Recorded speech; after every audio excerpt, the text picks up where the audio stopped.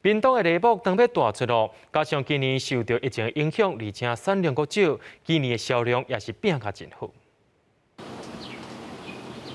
肉粽节了后，屏东的梨木开始要大出，不过今年梨木的产量比旧年减真多，主要是前2冬梨木价销真歹，足侪农民拢撤掉改种别项，加上今年雨水少，有的梨木较细粒，今年产地价销加足好。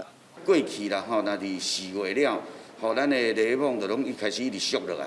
啊，今年咱到种伫4月份咱产地价吼，大斤20几块，到5月30，啊，种6月嘛是30，啊，到旧年吼，这个时阵吼，已经落到5块6块。屏东县种梨木的面积将近1900公顷，占全台湾7成。进前生产伤济，价销落，农民拢趁无钱。今年大出时，却拄到疫情，农民业者本地真烦恼，要安怎销出去？想袂到民众把梨木当作是养生、提悬防疫能力的水果，所以这阵啊颠倒真抢市。高雄这的人客都拢会打电话订。我想说啊，伫个疫情啊，结果疫情反而佫愈侪人要啉梨木原汁啊，啊，所以这阵啊，就是货运爱足久才会到，啊，所以阮就开始用家己的人员来配送。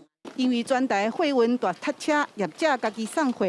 另外，亲像九如乡农会最近嘛，甲新的梨木加工品、甲其他菜色揽做伙，推出防疫菜色包，伫网络这阵啊销路嘛袂歹。